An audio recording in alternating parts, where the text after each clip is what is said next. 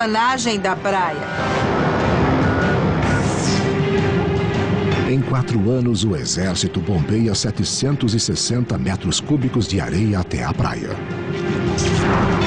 Sem o esforço dos seres humanos, as mansões serão invadidas pelas ondas. Se não houver ninguém para reconstruir as praias, nós prevemos que milhares de casas serão danificadas e as areias mais baixas de Long Island serão inundadas. 50 anos. Sem ninguém.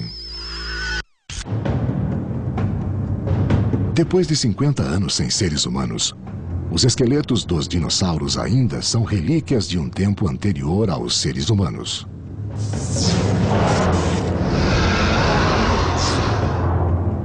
As estruturas de metal os mantiveram eretos por décadas. Mas há uma doença em seus ossos.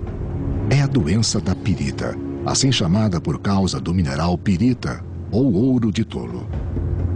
Ele se forma durante o processo de fossilização, quando ocorre uma reação química que substitui os tecidos moles por cristais duros. O ouro de tolo é um dos minerais comuns que se formam ao redor dos organismos em decomposição e que achamos nos fósseis. Muitos dos fósseis com que trabalho são literalmente dourados. Se os fósseis forem mantidos sob condições corretas, a pirita mantém-se estável, mas na presença de umidade, o mineral reage com o oxigênio e se expande, quebrando os ossos de dentro para fora.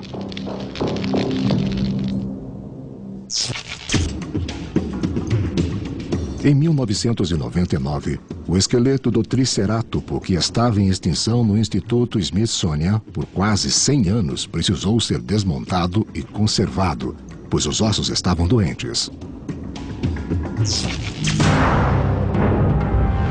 Depois de 50 anos sem ninguém, nos maiores museus de história natural, o reino dos dinossauros chegará ao fim.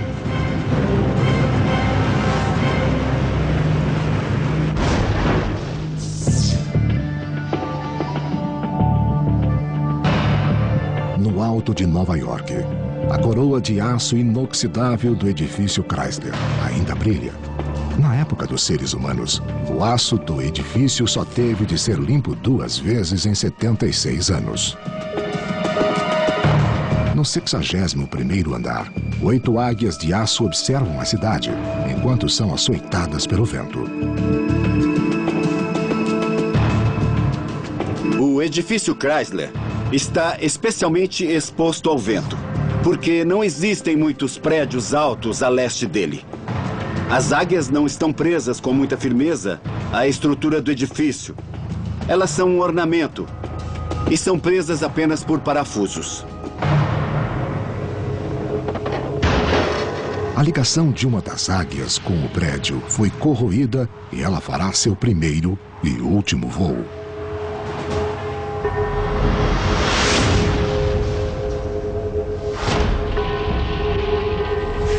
Em todo o mundo, o som de aço e pedras caindo será cada vez mais frequente com o passar dos anos. Isso já está acontecendo em um local no deserto de Nevada, cujos fundadores queriam ofuscar Chicago.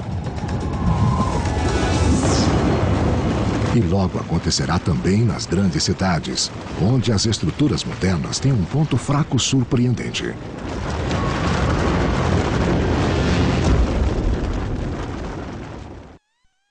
"90 anos. Sem ninguém. 90 anos sem seres humanos bastaram para arrasar cidades construídas para durar. Esse futuro já aconteceu nesse local misterioso. As cidades modernas são construídas com aço, mas esta viveu e morreu com o ouro. Estamos em Rhyolite, em Nevada, uma cidade de mineração de ouro, a 190 quilômetros de Las Vegas, no deserto próximo ao Vale da Morte.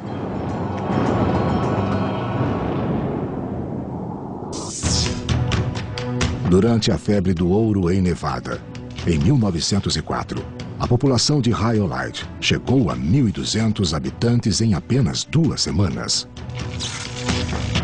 Alguns tiveram muito sucesso.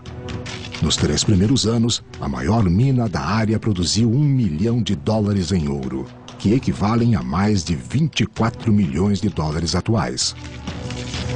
Essa riqueza alimentou a construção de uma cidade que pretendia rivalizar com Chicago.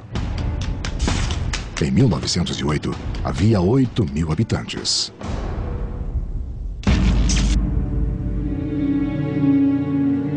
Aqui é a estação ferroviária de Rhyolite, construída em 1908. É um dos primeiros prédios vistos ao entrar na cidade. Ao ficar aqui hoje, nesta calma cidade fantasma, quase se pode ouvir o som da locomotiva a vapor vindo das colinas, com fumaça negra saindo do escapamento.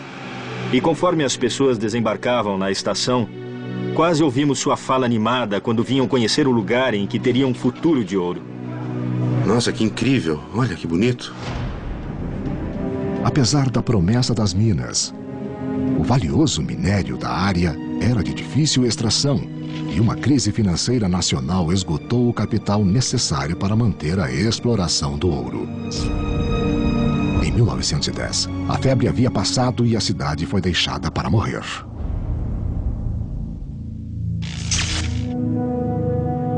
Rhyolite pode parecer uma cidade fantasma clássica, mas suas estruturas contam uma história única. Este é o edifício do Banco Cook, um importante prédio da cidade que já guardou mais de $200 mil em riquezas, o equivalente a 4 milhões de dólares atuais. No auge, o banco tinha escadarias de mármore e janelas de vitrais. Ele foi construído no ponto mais alto da cidade. E todo este vale era coberto por casas, lojas e armazéns. Se fosse construído em madeira, como a maioria das estruturas da época, as paredes teriam desabado há tempos. Mas este foi um dos primeiros prédios de vários andares construído com concreto armado, uma técnica usada há apenas 15 anos nos Estados Unidos. Construído para durar, o concreto está resistindo, mas seu tempo está acabando.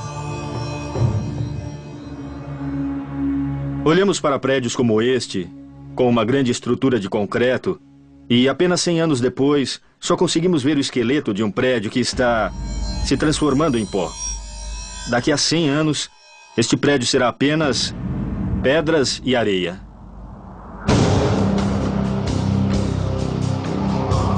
O problema no Vale da Morte não é a umidade, pois ele é um dos lugares mais secos da Terra.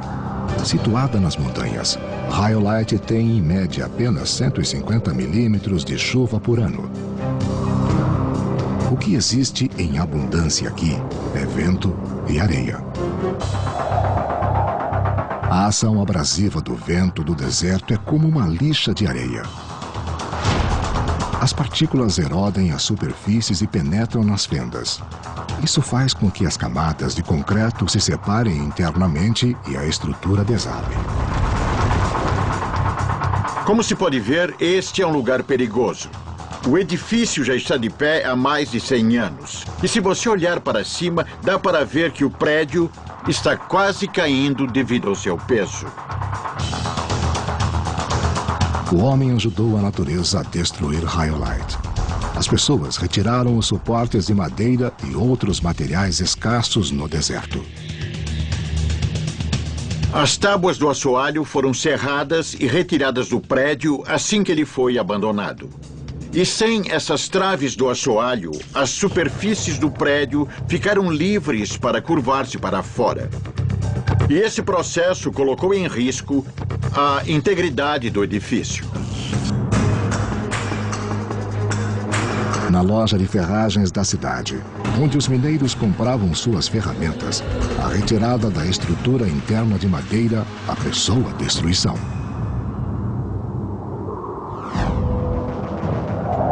Até o vidro, uma substância feita de areia, é importante para que uma construção permaneça. A Casa das Garrafas foi feita com 30 mil garrafas vazias de uísque.